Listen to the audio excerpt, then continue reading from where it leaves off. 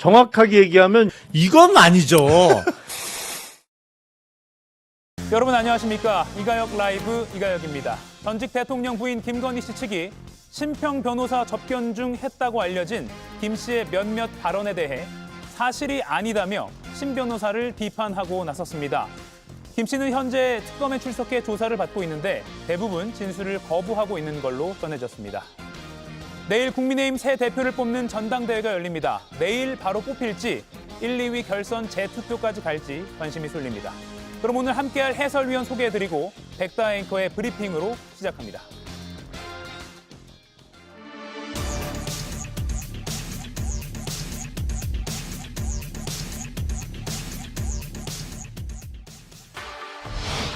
오죽했으면 우리가 남편이 그 계엄을 했겠습니까? 그런 말씀을 하신 걸로 기억합니다. 그 수위 밑에 이제 드러난 그 팔목하고 손을 보면은 이거는 뼈대밖에 없습니다. 김 여사는 그 지금 삶과 죽음의 그 경계선 상을 왔다 갔다 하는 그런 상태를 보시면 됩니다. 내가 한 말이 아니다. 심평 변호사 그분 왜 그러느냐. 김건희 씨 측이 반박 입장을 냈습니다. 하지만 오죽하면 계엄을 했겠느냐. 김 여사의 건강이 좋지 않다. 이 발언들에 대해서는 특별한 언급이 없었는데요. 병원 진료 후 오후부터 특검에 출석한 김 씨. 신 변호사의 인터뷰에는 곧장 입을 열었지만 특검 사무실에서는 또다시 진술 거부권을 내세웠습니다. 통일교와 김건희 씨 사이 통화 녹취까지 나온 상황. 김 씨의 진술 거부 속에 진실이 담겨 있는 건 아닐까요? 네, 김건희 씨가 했다는 그 전언이 언론을 통해서 알려지고 있습니다. 그 전언의 저희가 무엇이냐, 언론 플레이 아니냐 이런 의구심도 있기 때문에 그 맥락을 비판적으로 접근할 필요가 있어 보입니다.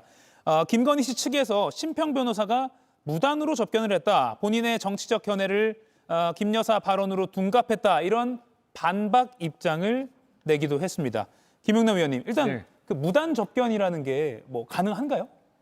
무단 접견이라는 말은 없죠. 예. 사실은 변호인 접견이 됐던 아니면 가족이나 다른 변호인이 아닌 일반인 접견이 됐던 수용자가 나 그 사람 안 만나겠다고 하면 강제로 만나게 할 방법은 없습니다. 예. 그러니까 심평 변호사가 접견 요청을 했다라는 이야기를 전해 듣고 만나겠다고 해서 접견이 이루어지는 것이거든요. 그러니까 무단 접견이라는 용어 자체는 없고 아마 그런 취지의 주장을 한 김건희 씨 측 변호인은 이미 선임되어 있는 변호인들의 어떤 사전 허락 내지는 동의 없이 접견이 이루어졌다라는 의미에서 무단 접견이라는 용어를 쓴 것 같은데 예.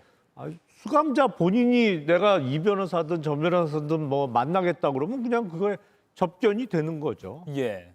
그러니까 본인 의사에 따라서 만났을 테니까요.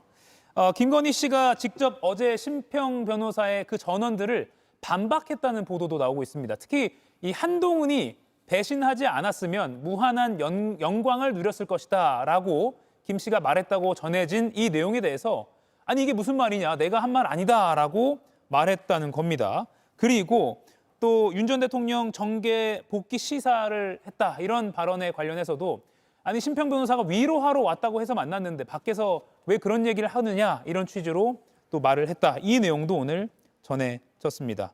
정광재 위원님. 예. 전원 좀 복잡합니다, 상황이. 글쎄 이 신평 변호사란 분에 대한 정체성부터 우선 점검해 볼 필요가 있을 것 같아요. 예. 지금 세간에 알려지기로는 윤석열 전 대통령의 멘토다.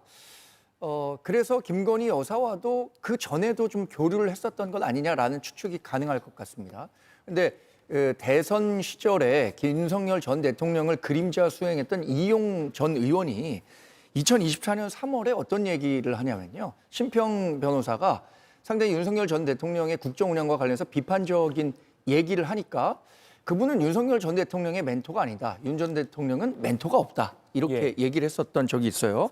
그래서 심평 변호사도 당시에 그냥 청사에 빛나기를 바라는 마음에서 자신이 한 얘기니까 괴롭지 말라라는 요지로 논쟁이 마무리된 적이 있었는데 저는 심평 변호사가 이렇게 내놓은 이야기가 100% 허구일 거라고 생각하지는 않습니다. 그리고 한동훈 전 대표와 관련해서도 심평 전 변호사가 굳이 이 얘기를 꺼내서 자기에게 정치적으로 이익이 되지도 않을 얘기를 했다고는 생각하지 않습니다. 예. 상식적으로는 뭐 윤석열 전 대통령이나 김건희 여사나 지금 알려진 수준 정도의 한동훈 전 대표에 대한 인식을 갖고 있는 게 아닌가라는 생각을 하는 게 합리적일 것 같아요. 그런데 이게 굉장히 본인이 예상했었던 것보다 세간에 비춰지는 모습이 이렇게 뭐 긍정적이지 않다 보니까 이런 이야기를 한 적이 없다라는 쪽으로 일부 회퇴한 게 아닌가? 저는 개인적으로는 그렇게 판단합니다. 예, 김유정 의원님. 이쯤 되면 심평 변호사의 반응이 좀 나와야 되는 거 아닌가 이렇게 생각했는데 저희 네. 방송 직전에 내가 자존심이 무너진다, 대응하지 않을 거다 이렇게 반응을 보였더라고요. 그 말인즉슨 내 말이 맞다는 거 아니겠습니까? 특검에서도 김건희 씨가 말끝마다 거짓말이다 이런 얘기도 했잖아요. 그리고 우리가 알다시피 이제 한동훈 전 대표의 참 반응도 궁금하긴 합니다. 사실상 저희는 한동훈 대표의 말대로 당시에 마리 앙뚜아네트 얘기 나오고 여러 가지 문제에 대해서 바꿔야 된다라고 지적을 했을 때 그 말을 따랐더라면 지금의 상황은 조금 변화가 오지 않았을까도 싶거든요. 예. 그리고 또 하나 그 대선 때 기자회견하면서 사과했던 그 장면이 떠오르지 않습니까? 그러니까 또 한동훈 대표에 대한 얘기도 있지만 또 심평 변호사가 전한 얘기에는 내가 뭐 죽어야 뭐 남편이 뭐 살 수 있다 뭐 이런 취지의 이야기를 했다면 그때 당시에도 똑같은 얘기했어요. 이거는요 나이 드신 분들이 앉았다 일어날 때 아이고 이러면서 그 추임새와 같은 거예요. 추임새 없이는 앉기도 서기도 어렵다라고 얘기들 하시잖아요. 그것과 똑같은 것 같아요. 그때도 내가 없어져서 남편이 있는 그대로 평가받을 수 있다면 그렇게라도 하고 싶다라고 얘기해놓고 그 이후의 행적은 여러분 아시는 대로이지 않습니까? 심지어는 짝퉁 목걸이를 구해가지고 사돈집에까지 갖다 심어놓는 그런 거의 추리소설 이상의 어떤 모습까지 보여주고 있는 자신을 돌아보며 정권이 이렇게 몰락한 것, 국민들에게 많은 고통을 안겨준 것에 대해서 반성하는 태도를 보이지는 못할 망정 예. 신 변호사와 잘못된 접견을 하면서 이런저런 이야기를 해놓고 이제 와서 발뺌을 한다? 저는 두 사람 다 신뢰할 수 없지만 김건희 씨를 더 못 믿겠어요. 분명히 이런 얘기를 했을 것 같고 심평 변호사가 100% 허구를 만들어냈을 거라고 생각하지는 않습니다. 예. 그리고 내용 중에서도 선택적으로 어떤 거에 대해서만 사실 아니라고 얘기를 하고 있기 때문에 저는 뭐 신뢰하기 어렵고 이런 이 허접한 대화에 대해서 우리가 이거를 이 귀중한 시간에 논평하고 있는 것도 전 자괴감이 듭니다. 예. 한동훈 전 대표도 페이스북에 반응을 올리긴 했습니다. 김건희 씨와 심평 씨 두 사람 사이에 무슨 소리가 오갔는지는 모르겠으나 분명한 건 무한한 영광을 대가로 준다 해도 매간 매직과 불법 계엄을 막습니다. 이런 내용을 말했고요. 국민을 배신하지 않는 길입니다. 앞으로도 그럴 겁니다. 이렇게 지금 보는 장면처럼요 밝히기도 했습니다. 이재용 의원님, 오죽하면 남편이 계엄했겠나라고도 전언이 알려졌는데 이건 김건희 씨 측 변호인이 반박하지 않았어요. 지금 난장판이라서요. 예. 뭐에 대해서 사실이고 아닌지를 사실 모르겠어요. 제가 개인적으로 느끼는 건 앞으로 무슨 속보가 나면 논평을 바로 내면 안 되겠다. 예. 뭐 이런 생각은 좀 듭니다. 어제 심평 변호사가 이제 접견을 하고 뭐 만나고 나와서 이런 얘기를 했을 때는 저도 좀 분노 포인트가 많았거든요. 예. 근데 또 오늘 김건희 여사의 그 변호사들이 또 저렇게 얘기를 하잖아요. 그러니까 소위 말해서 쓰잘데기 없는 사람들 너무 많이 만났던 그 과거에서 지금도 그게 벗어나지 못하는 것 같고 예. 심평 변호사에 대해서 우리 정광재 대변인께서 말씀해 주셨듯이 신뢰할 수 없는 사람이거든요. 근데 아무리 자기를 찾아와서 위로해 준다고 왔다고는 하나 그런 사람을 또 그 안에서까지 만났어야 됐나. 그리고 오랜 기간 동안 대화를 나눴으니 거기에서 뭐 수많은 대화가 오가기는 했을 텐데 저런 말을 또 나와서 굳이 언론에서 계속해서 얘기를 하는 심평 변호사나 예. 뭐 거기서 거긴 것 같기는 합니다. 그래서 아까 방금 말씀해 주신 오죽하면 내 남편이 그랬겠느냐, 계엄을 했겠느냐. 그거는 뭐 만약 사실이라면 이것조차도 뭐 아직 반박은 안 했으나 또 반박할 수 있잖아요. 예. 근데 만약 그게 사실이라면 오죽해도 하면 안 되는 게 계엄이죠. 예. 예. 그리고 어제 이제 한동훈 대표에 대한 발언에 대해서는 자기는 한 말이 아니다라고 하니까 거기에 대해서 좀 비판하기는 좀 그렇긴 하지, 비판하긴 그렇지만 만약 그것도 사실이었다면 한동훈 대표가 본인들 입장에서는 배신을 했을 수도 있죠. 근데 그게 만약 사실이라 해도 본인들은 한동훈 대표한테 화풀이를 해야지 국민을 배신해서는 안 되잖아요. 그래서 계엄이 얼마나 진짜 해서는 안 된 일을 했는지에 대한 지금까지도 그 인식이 좀 아쉽네요. 예. 논의를 좀 발전적으로 이렇게 정광재 위원과 김용래 의원께 이 질문 드리고 넘어갈게요. 그러면 이 뭐 한마디 한마디를 분석하기보다 김건희 씨의 이런 전언들이 옥중 정치다, 윤어게인 결집을 위한 거다, 또는 국민의힘 전당대회에 뭔가 메시지를 주기 위함이다, 이런 분석이 있는데 이런 분석에는 동의하십니까? 그러니까 어떤 발언이 사실인지는 확인이 필요하기 예. 때문에 논란이 있을 수 있겠습니다만, 예를 들어서 뭐 사람을 키워야 된다는 말을 꼭 전해달라라는 부분은 그 사람을 키우는 거는 나중에 본인들의 어떤 그 수영 생활이 짧아질 수 있도록 뭐 예를 들어서 사면복권을 시켜줄 만한 사람을 키운다든지 예. 이런 취지로 해석될 여지가 있잖아요. 더군다나 지금 국민의힘 전당대회가 한참 진행 중이기 때문에 어떤 본인들을 도와줄 사람을 밀어줘야 된다라는 메시지로 해석될 수 있는, 그래서 적어도 국힘의 전당대회 개입할 소지가 있는 발언으로 해석할 여지가 충분히 있죠. 근데 문제는 이게 심평 변호사가 비록 선임된 변호인은 아니더라도 예. 비선임 접견이라고 그래갖고 선임계가 제출되지 않은 변호사도 변호인 접견으로 접견할 수 있거든요. 근데 변호인 접견은 그 녹음이 되질 않습니다. 예. 일반 접견은 다 자동으로 녹음이 됩니다만, 그래서 진위를 가리기가 어려워요. 그래서 양측이 뭐 말이 다르니까 별 관심은 안 두겠습니다. 예. 저도 이게 어디까지가 픽션이고 어디까지가 논픽션인지 구체적으로 얘기하기는 어려울 것 같아요. 그런데 지난번에 그 김건희 여사에게 고가의 선물을 대리 구매해줬다는 사업가 서모 씨가 이런 얘기를 했었죠. 애가 천재도 아닌데 어떻게 이렇게 디테일한 묘사를 할 수 있겠느냐라고 했었던 게 기억납니다. 심평 변호사 역시 본인이 듣지 않은 이야기를 이렇게 구체적으로 얘기했을 것 같지는 않습니다. 뭐 어떤 악의가 있어서 그렇게 그 얘기를 꾸몄을 동기 자체가 없는 거죠. 그래서 김건희 여사의 이야기가 대부분 심평 변호사가 얘기한 게 저는 그 진실에 가깝다고 봅니다. 그런데 그런 얘기를 한 게 결과적으로는 우리 당 대표 선거에 일정 정도 영향을 미칠 수밖에 없다고 생각합니다.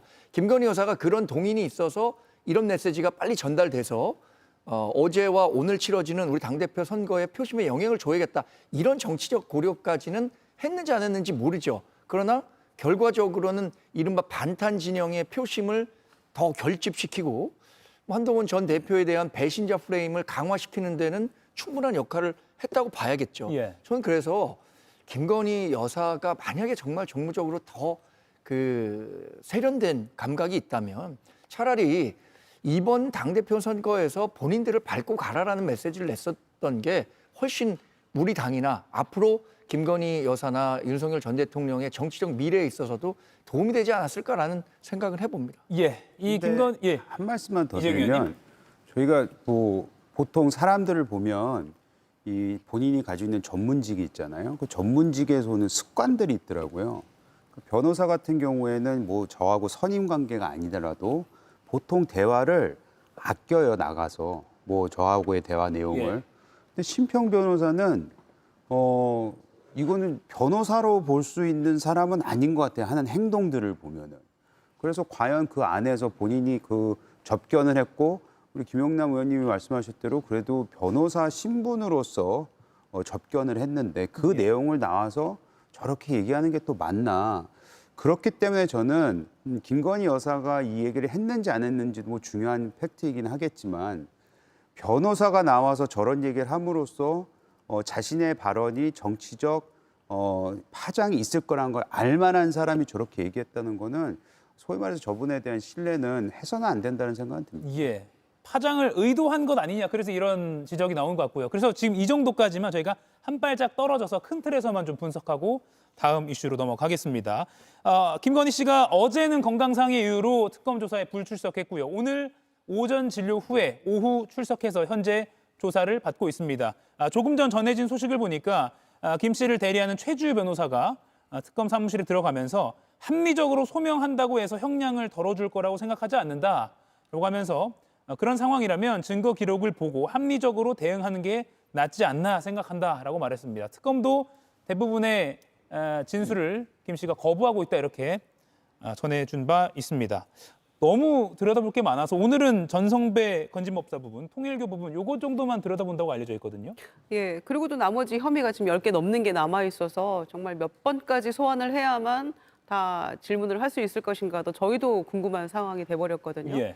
그런데 맨날 건강 들먹이고 뭐 여러 가지 합리적으로 소명을 해도 다 받아들이지 않을 것 같다 그런 취지 변호인이 얘기했다면 예. 그냥 말끝마다 거짓말이라고 특검이 얘기하잖아요. 합리적 소명이 안 된다는 거잖아요. 그러니까 본인들에게 매우 불리하니까 본인이 바로 그 자리에서 했던 말이 앞뒤가 다른 그런 진술을 하고 있기 때문에 말을 할수록 불리하다라고 판단을 한 것 같고요. 그래서 우리가 일단 특검에서 어떤 질문을 하는지만 보겠다. 그래서 수사의 방향과 그다음에 가지고 있는 증거 정도를 파악하는 것. 그리고 어떤 증거를 제시했다면 누가 이 증거를 제출을 했을까라는 정도를 여러 가지 변호인들이 이제 그걸 추정할 수 있을 거 아니겠어요? 그 정도 소위 간보기 그 조사에 임하겠다라고 결론을 내린 것 같아요.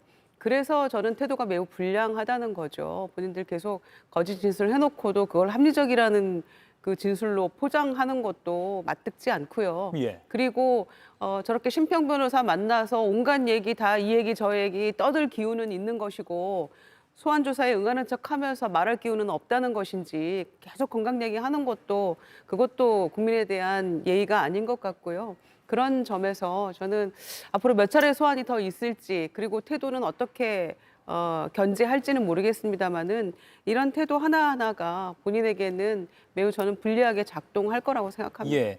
그리고 시청자 여러분께서 꼭 챙겨보셔야 할 중요한 JTBC 단독 보도가 있습니다. 통일교의 대선 개입, 그리고 이걸 김건희 씨가 알고 있었다라고 하는 주요 정황 증거가 나왔습니다. 윤 전 대통령 당선 후 3주 뒤에요. 통일교 측이 김건희 씨에게 진심으로 축하드린다라고 인사를 건넸고요. 김건희 씨가 애 많이 써줘서 고맙다라고 답변한 통화 녹취록을 특검이 확보를 한 상태입니다.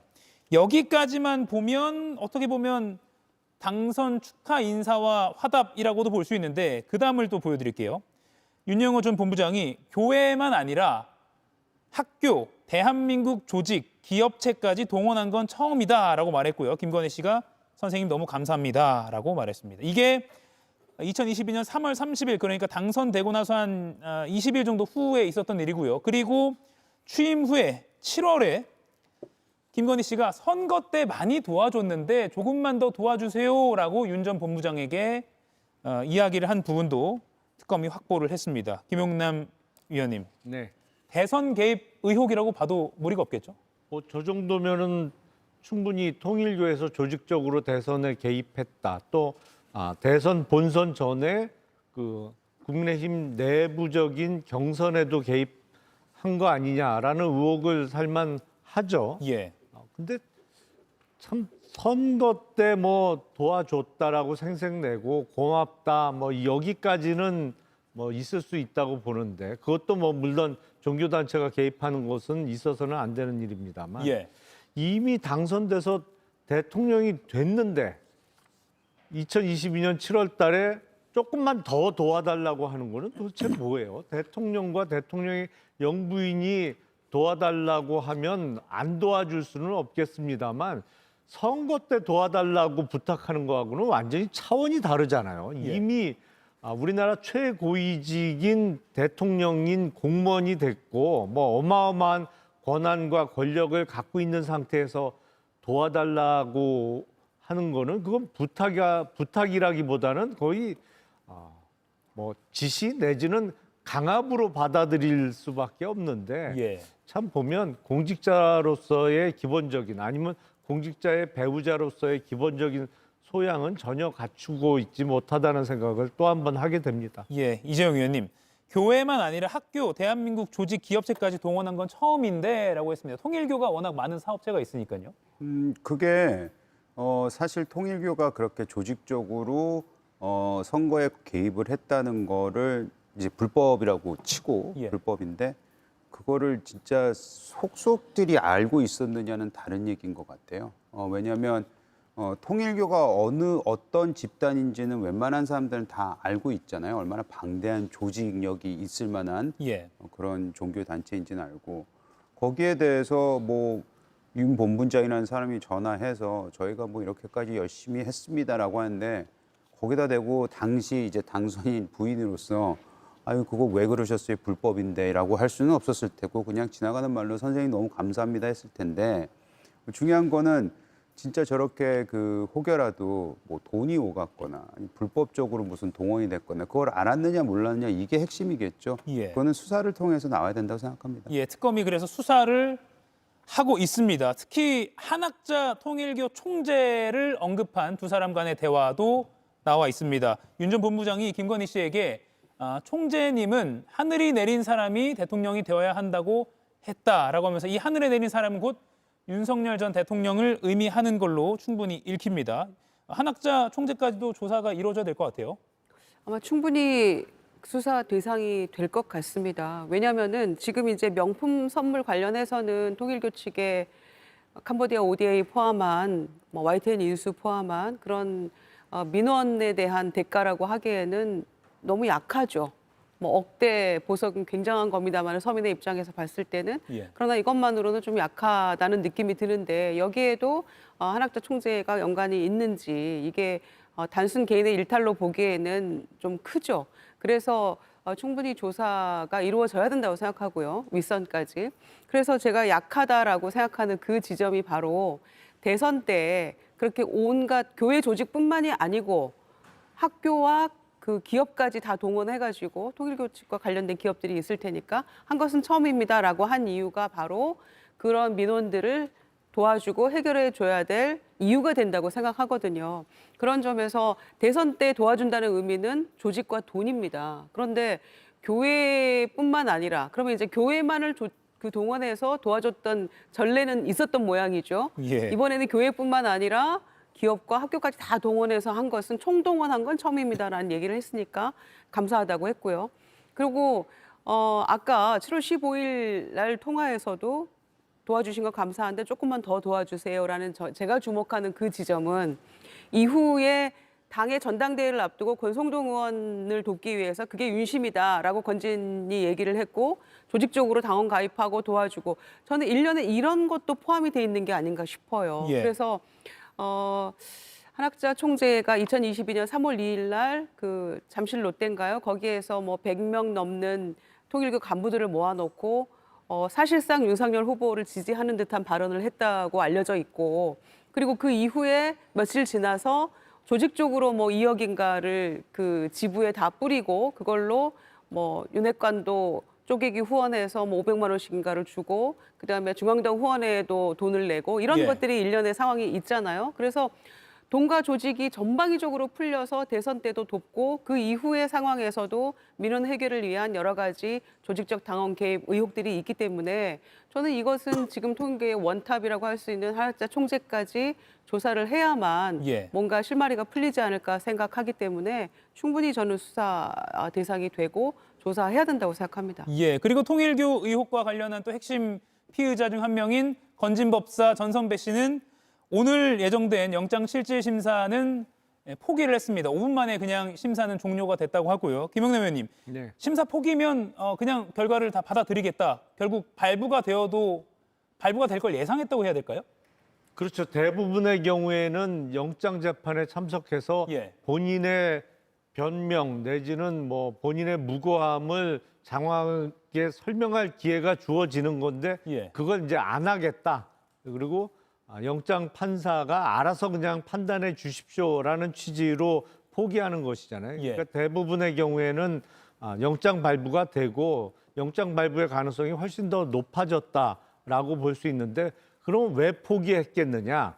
제 기억 속에 건진법사에 대해서는 법원에서 영장이 2번이 기각된 기각됐죠. 바가 있습니다. 근데 이번엔 왜 포기했겠느냐?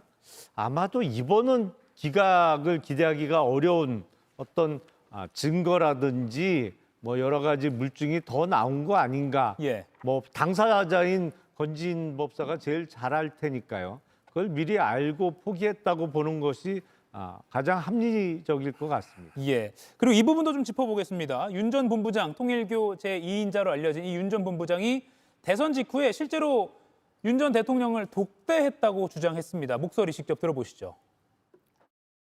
제가 3월 22일 날 대통령을 뵀습니다. 1시간 독대를 했습니다. 많은 얘기가 있었습니다. 그리고 한반도 서밋과 그리고 이 나라가 가야 될 방향을 얘기했습니다. 예, 이재용 의원님. 이 독대를 주선한 게 권성동 의원이라는 보도가 나왔습니다. 통일교와 연관성이 권성동 의원은 사실 1억 원 그 금품 수수 의혹도 있었는데 윤 대통령 독대를 주선했다까지 나왔어요. 권성동 의원의 이제 반응을 먼저 좀 보셔야 될 것 같아요. 예. 뭐 저는 아직 반응을 본 게 없어요. 근데 이제 권성동 의원 같은 경우에는 통일교에서 돈을 자금을 받았다, 뭐 불법 자금을 전달받았다, 무슨 백도 나오고 뭐도 나오고 뭐 한 장도 나오고 뭐 이런 얘기가 많이 있지 않습니까? 예. 근데 지금 아직까지 그거에 대해서 구체적으로 무슨 증거가 확실하게 잡혔다는 얘기는 없어요. 그래서 권성동 의원 같은 경우에도 아주 적극적으로 이런 해명을 하고 있거든요. 근데 그거와는 다르게 만에 하나 권성동 의원이 그 통일교 그 본부장이라는 사람하고 대통령하고 독대를 만약 주선을 해줬다. 예. 그러면은 방금 대통령 이제 당선인 신분이잖아요. 예.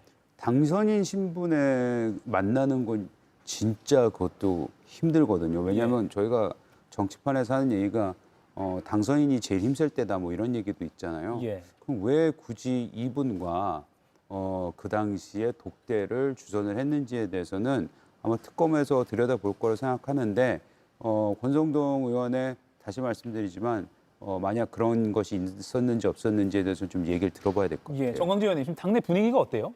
뭐 어수선하죠. 예. 그런데 통일교 관련한 내용은 이것을 어떤 관점으로 보느냐에 따라서 다 달라질 것 같아요. 그러니까 이 범죄 혐의가 있다고 생각하면 그 관점으로 모든 것이 해석되는 것이고 그냥 목사님이나 또는 통일교 전체에서 우리가 가치를 같이 하는 후보가 윤석열 당시 후보였다라고 생각해서 자발적으로 뭐 한학자 총재를 비롯해서 이번에는 이런 사람이 좋겠다라고 얘기한 것인지 이거 굉장히 제가 생각하기에는 뭐 특검이든 아니면은 재판을 하는 과정에서든 상당히 입증하는 데는 어려움이 있지 않을까 싶기도 하고요. 예. 권성동 의원을 통해서 만났다? 좀 그 가능성은 충분히 있다고 봅니다. 왜냐하면 여러 가지 정황들이 또 권성동 원내대표의 당시의 역할들을 고려했을 때는 윤석열 전 대통령을 만났다고 한 사실은 사실 이런 그 정치적 소용돌이가 있기 전에 벌써 윤 본부장이 얘기를 했던 거거든요. 예. 그래서 그럴 가능성은 있다고는 생각하지만 그것이 과연 어떤 범죄 혐의로까지 연결될 수 있는 것인가 이 부분에 대한 판단은 아직 하긴 이르다고 생각합니다. 예, 참고로 권성동 의원은 7월 31일 1억 원 정치자금 의혹이 터졌을 때 페이스북에 통일교와 금전 거래는 물론 청탁이나 조직적 연계 등 그 어떤 부적절한 관계도 맺은 적이 없다라고 반박한 바 있습니다. 지금은 통일교 관련된 의혹에 대해서는 이 반박이 가장 최신의 반박이라고 말씀드릴 수 있을 것 같습니다. 윤 전 대통령의 이른바 체포 저항 관련해서 CCTV가 다음 주쯤 공개될 수도 있다라는 관측이 나오고 있습니다. 관련해서 민주당 장경태 의원이 발언한 게 있는데요. 들어보시죠. 엉덩방을 찍거나 이런 상황은 없었다는 겁니다. 드러눕고 본인이 애가 떼쓰듯 발길질하고 그 해당 CCTV를 저희가 확보할 예정이고요. 법사위원들이 본인들이 발췌해서 해당 질의 시간을 활용해서 공개하지 않을까. 김영남 의원님, 일단 어제 제 이 시간에 속보로 전해드렸는데 윤 전 대통령 측 변호인들이 특검을 고발하기로 했습니다. 그때 네. 당시 체포 집행이 너무 무리했다, 불법적이었다라는 취지로 고발하기로 했는데 오늘 특검이 이에 대해서 이거 방해 행위다라고 하면서 또 반박을 내놨습니다. 어떻게 보십니까? 일단 그 당시 상황은 법원의 판사가 발부한 체포영장을 특검 측이 집행하라고 한 거잖아요. 예.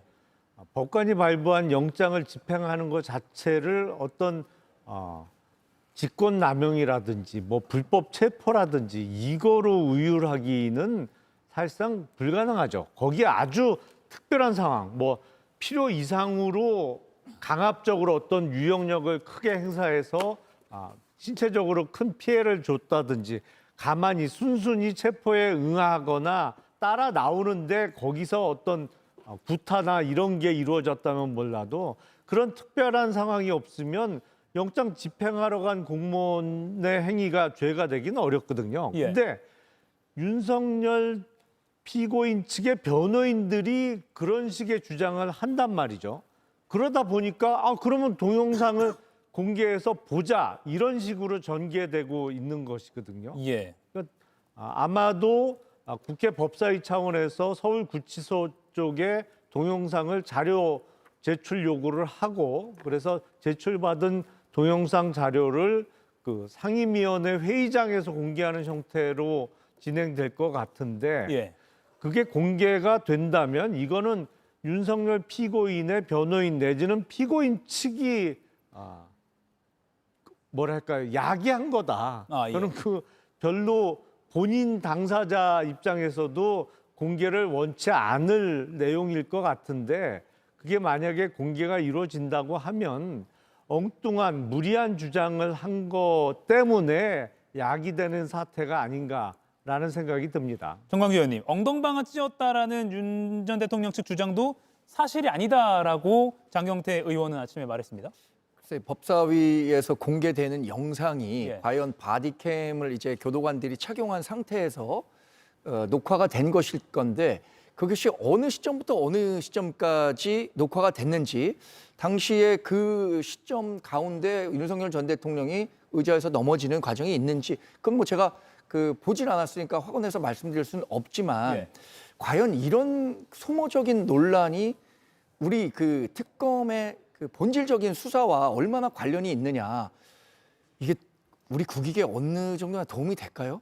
저는 이게 법사위에서 공개한다고 하더라도 마치 법정에서 이것을 증거 자료로 공개되는 것처럼 이게 전 국민에게 공개되는 일은 그러니까 우리가 방송 매체든 어떤 매체를 통해서든 보여지는 일은 없어야 할 거라고 생각합니다. 예. 정광재 의원께서 소모적 논란이라고 했는데 이건 또 이견이 있을 수 있을 것 같아요. 그러니까 소모적 논란이라고 생각하고 정리가 되면 좋은데 지금 변호인 측에서 특검을 고발을 했잖아요. 예. 이거는 이슈를 오히려 더 도발하고 확장시키는 거기 때문에 문제가 된다고 생각합니다. 그러니까 1차는 일단 속옷 이슈였잖아요. 2차가 엉덩방아 이슈였어요. 그러면은 지금 엉덩방아 이 부분에 대해서도 장경태 의원이 얘기를 하는 거 보니까 1, 2차 CCTV를 전부 다 공개하자. 전부 다 그 정보 공개 청구를 하겠다. 이제 이런 취지인 것 같은데 방송 즈음에서까지의 그 서울구치소의 입장은 CCTV 공개 안 하겠다라는 입장이었는데 좀 더 확인은 필요할 것 같고요. 저는 이제 이게 왜 적어도 전체를 다 법사위 차원에서라도 공개를 못 한다면 의원들이라도 열람은 필요할 것 같습니다. 예. 왜냐하면은 계속 인권 침해고 막 탄압이고 이런 주장들을 하고 있는데 무엇이 인권 침해였는지를 확인 차원에서라도 최소한의 의원들 열람이라도 저는 필요할 것 같다고 생각하고요. 왜냐하면 본인들이 계속 아주 디테일하게 설명을 하잖아요. 체온 조절을 위해서 원래 옷을 벗고 있었지 체포영장으로 집행하기 위해서 잡으러 오니까 내가 그때서 옷을 벗은 게 아니다. 막 이런 설명과 변명들이 있지 않았습니까? 그러니까 정말 알고 싶지 않은데 이렇게 주장을 하고 이걸 인권 침해라고 하면서 특검을 고발까지 이르렀으니 어떤 식으로든지 진실규명은 필요하다라는 게 제 생각입니다. 예.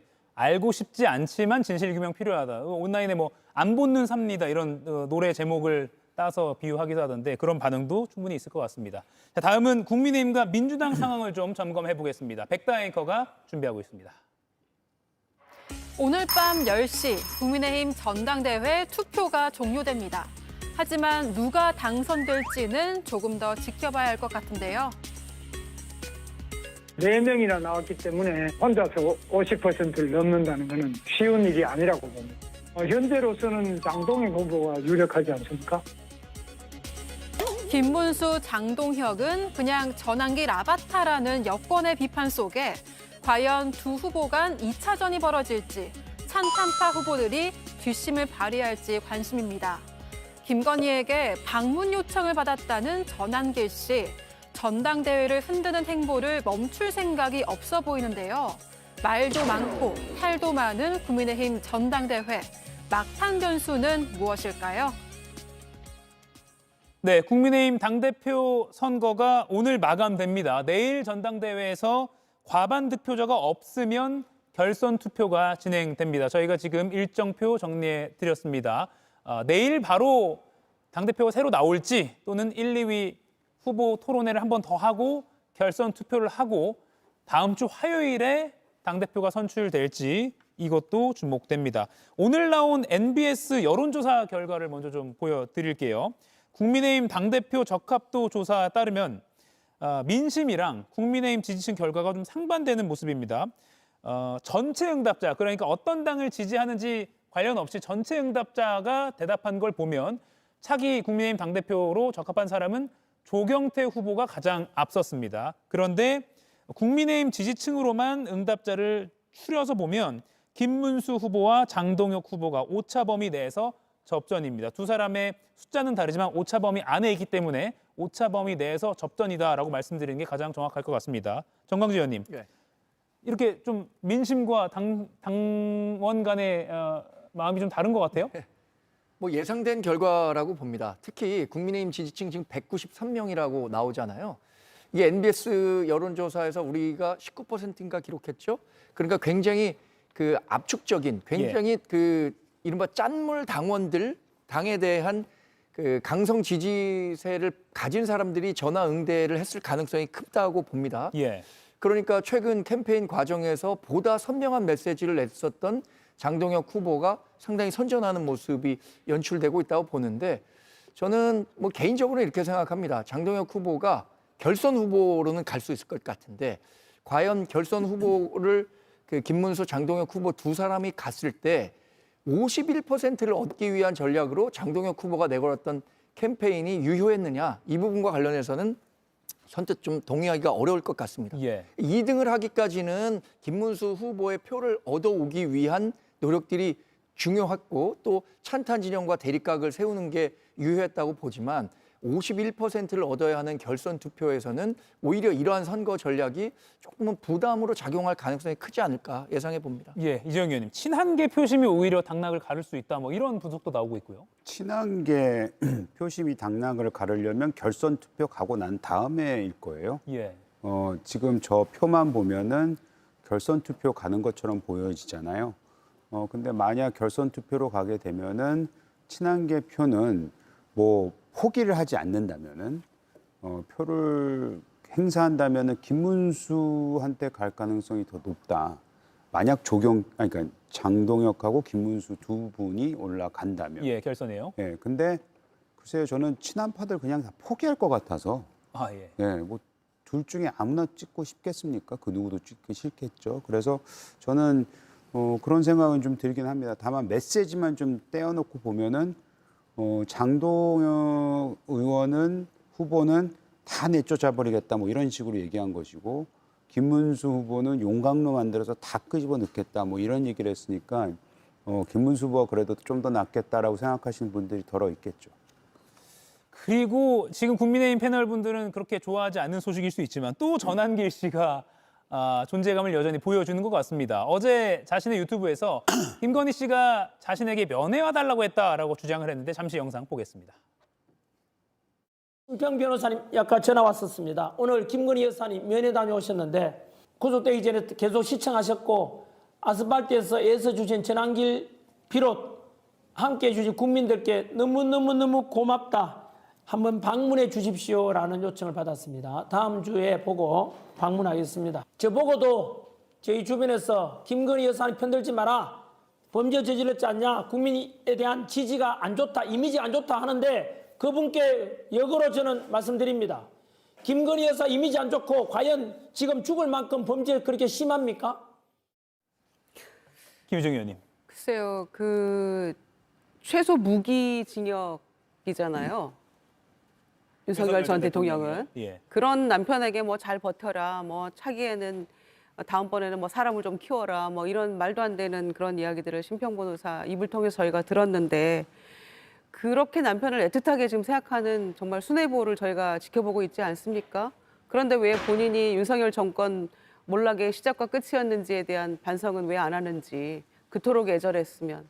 참 정말 놀라운 심파극을 요즘에 많이 보고 있는데요. 예. 그런 상황에서, 그렇게 애틋한 상황에서 윤 어게인을 외치는 전한길 씨가 얼마나 고맙겠습니까? 그러니까 만나고 싶은 모양이죠. 그 정성을 특검에서 진술하는 데 쏟으란 얘기예요, 저는. 그 건강에 안 좋은데 힘을 아껴서 특검에서 정말 사실대로 진술하는 데 좀 썼으면 좋겠고요. 이런 상황이니까 전한길 씨가 정말 소위 속된 말로 기고만장해서 국민의힘을 더 망치는데 앞장서고 있는 거 아니겠어요? 본인은 그게 당을 살리는 길이라고 생각할지 모르겠습니다만은 제3자적 입장에서, 그래도 보수를 아꼈던 많은 국민들의 입장에서는 지금의 모습이 얼마나 한심하고 안타깝습니까? 그래서 아마 이런 일들이 계속될 것 같고요. 예. 그런 차원에서 본인이 상당한 영향력을 이 전당대회에도 미치고 있다라고 김건희 씨가 생각할 것 같습니다. 예. 이것도 좀 여쭐게요. 박범계 의원이 오늘 아침 라디오 인터뷰에서 우리 헌법 정교분리 원칙에 따라서 지금 통일교와의 어떤 유착 의혹이 있는 국민의힘 상황을 보면 근본적으로 이 원칙을 위반한 셈이 된다. 그래서 정당 해산도 위헌정당 가능하다라고 표현을 했거든요. 어떻게 보셨습니까? 그러니까 우리 그 헌법과 법률상에 정당을 위헌정당으로 해산시킬 수 있는 사유는 민주적 기본 질서에 위배될 때라고 규정되어 있습니다. 그러면 민주적 기본 질서에 위배되는 게 어떤 경우냐? 예를 들어서 뭐 선거를 형해화시킨다든지 아니면 군사력을 동원한 쿠데타를 이용해서 집권을 하거나 아니면 그 집권을 연장시킨다고 하면 민주적 기본 질서에 위반된다라고 볼 수가 있겠죠. 근데 우리 헌법엔 또 종교와 정치는 분리되어야 한다는 그 내용도 있거든요. 그래서 예를 들어서 정치가 정말 종교에 예속되거나 아니면 종교와 정치가 한 몸처럼 묶여서 돌아가면 우리 헌법상의 민주적 기본 질서에 위배된다라고 판단할 수 있을 겁니다.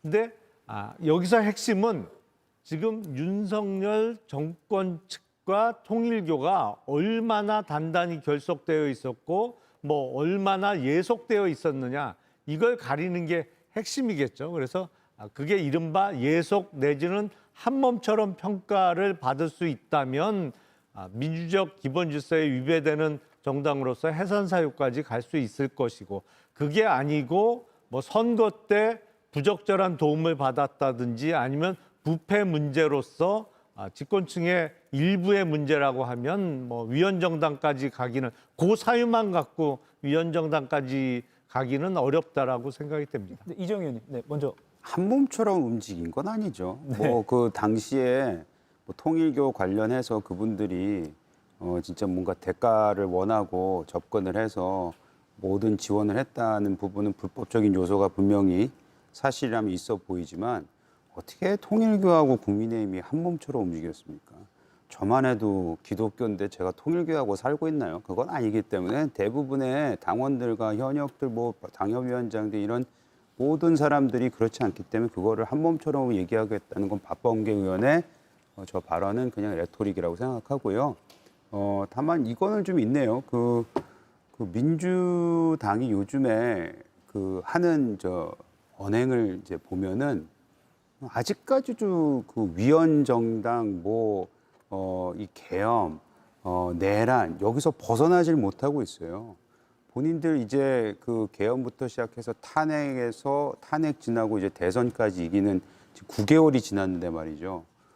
지금 새 정부가 출범해서 여러 가지 일이 있는데 정책적인 부분에 있어서는 솔직히 말해서 지금 실망시키고 있는 부분들이 꽤 많은데 의원들의 얘기를 들어보면 종합적으로 보면은 큰 틀에서는 위헌정당과 계엄 이것이 아직 반 이상은 최소한 차지하고 있는 것 같아서 언제까지나 그걸 붙잡고 앉아 있으려고 하나라는 안타까움은 있습니다. 예. 근데 그거는 말씀을 조금 거꾸로 하신 거 아닌가요? 예를 들어서 지금 비상계엄 내란 위헌정당에서 벗어나지 못하고 있는 것은 국민의힘이죠. 당장 전당대회가 치러지고 있습니다만 그 전당대회의 주요 후보, 뭐 결선에 진출할 가능성이 높은 후보들이 지금 비상계엄에 대해서 내란이 아니라든지 아니면 그 대통령 탄핵이 잘못됐다는 입장을 견지하고 있는 데다가 뭐 어게인을 외치는 사람이 당의 전당대회에 뭐 영향력을 행사하고 있는 것처럼 비춰진다면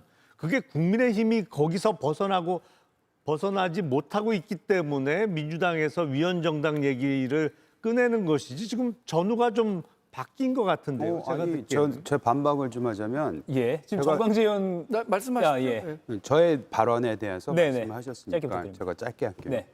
국민의힘이 지금 이렇게 누구죠? 전한길 씨 네.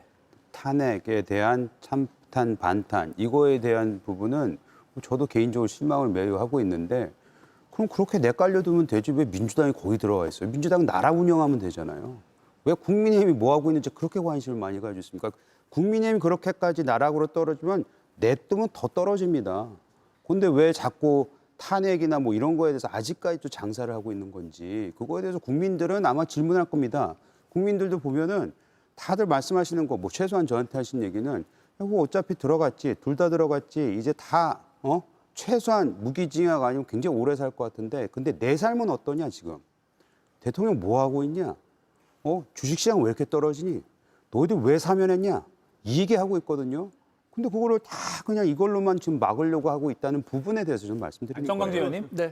저도 뭐 이 내란 정당 프레임에 대한 일반 국민에 대한 피로감은 일정 부분 상성되고 있다고 예. 생각합니다. 그래서 말씀하신 것처럼 민주당이 집권 여당으로서 국정을 어떻게 정말 잘 운영하고 대통령실과 호흡을 맞춰서 대한민국의 긍정적인 변화를 이끌어 가겠다라는 어떤 발광체적인 모습을 보여야 하는데 자꾸만 뭐 우리 정당에 대해서 계엄 정당, 내란 정당이라는 프레임을 통해서 그것에 대한 반사 이익을 얻으려고 하는 듯한 모습은 많은 국민들도 좀 실망하고 있지 않을까 싶습니다. 김영래 의원님. 아니 그런 지금 말씀하신 논리대로라면 지난 박근혜 정부 시절에 있었던 통합진보당의 위헌정당 해산도 그럼 박근혜 정부가 잘못한 거죠. 그게 무슨 짓을 하던 국가 주요 기관 시설을 습격해서 국가 전복을 꾀하던 그런 모의를 했던 간에 그냥 내버려 뒀으면 국민들이 알아서 판단할 일을 왜 정부가 개입해서 위헌정당으로 해산을 시켰느냐라는 말씀을 하신다고 하면 적어도 논리의 인과성은 있겠습니다만 우리 헌법 체계는 그런 게 아니죠. 앞서 말씀드린 대로 정당이라고 하더라도 민주적 기본 질서에 대한 존중의 의사가 없으면 위헌정당으로 해산을 시키는 게 우리 헌법 정신이거든요. 근데 국민의힘의 지금 상당수, 더군다나 당권 주자의 상당수도 지금 12월 3일 비상계엄이 뭐가 잘못됐냐, 그날 사람이 죽었냐, 뭐 다치기를 했냐 이런 태도잖아요. 이거는 우리 헌법이 용납하는 합법적인 테두리 안에 들어와 있는 정당이라고 볼 수 없거든요. 그러니까 위헌정당 얘기를 자꾸 국민의힘이 자초하고 있는 거죠, 지금. 물론 전제는 잠깐만요. 특검 수사 네. 결과가 나오고 지금 의혹이 규명됐을 때입니다. 아니, 몇 마디만 대해서 한 드릴게요. 말씀만 더 잠시만요. 할게요. 예. 통진당하고 비교하시면 안 된다고 저는 생각하는 게 통진당은 통진당의 그 존재 자체가 국가를 전복시키고 북한에 잘 보이고 이런 거였어요. 그리고 거기에 있는 상당수의 의원들이라든지 거기 당원들이 거기 동참을 했던 걸로 저희는 이해하고 있습니다. 국민의힘의 어떻게 대다수가 지금 계엄에 동조하고 탄핵에 찬성을 했다고 볼 수 있습니까? 우리는 지금 현재 지난번에도 보셨잖아요. 요번 전당대회도 아까 대다수의 후보라고 말씀하셨는데 그냥 보면 반반이에요.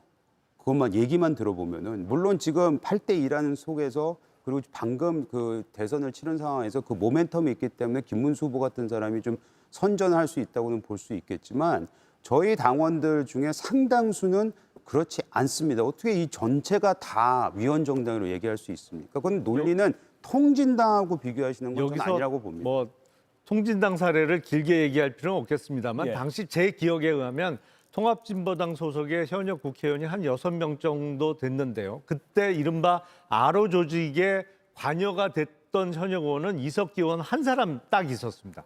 나머지 국회의원들은 뭐 그 모임이나 회합에 가담한 적이 없었어요. 그럼에도 불구하고 위헌정당으로 해산이 됐습니다. 지금 국민의힘의 경우에는 아직도 내란이 아니다라고 주장하는 사람이 말씀대로 하더라도 적어도 절반이잖아요. 퍼센티지는 훨씬 높은 거죠. 예. 우리 정당이 계엄과 관련해서는 누차 사과를 드렸었죠. 그냥 간단한 말씀 드리겠습니다. 강물에 누가 비양식적인 사람이 소변을 봤다고 그 강물 다 못 마시는 건 아니지 않습니까? 그렇게만 제가 정리해서 말씀드리겠습니다. 예. 저희가 계속 화면 상단에 우측에 논쟁 제 배너를 띄워드렸거든요. 오늘 밤에 김필규 앵커의 진행으로 토론 프로그램이 또 열리니까요. 논쟁에도 관심을 가지시기 바랍니다. 오늘 작은 논쟁이 됐는데요. 뒤에 오늘 못 다룬 내용들은 또 다음 시간에 다루도록 하겠습니다. 오늘 뜨거운 토론 보여주셔서 고맙습니다.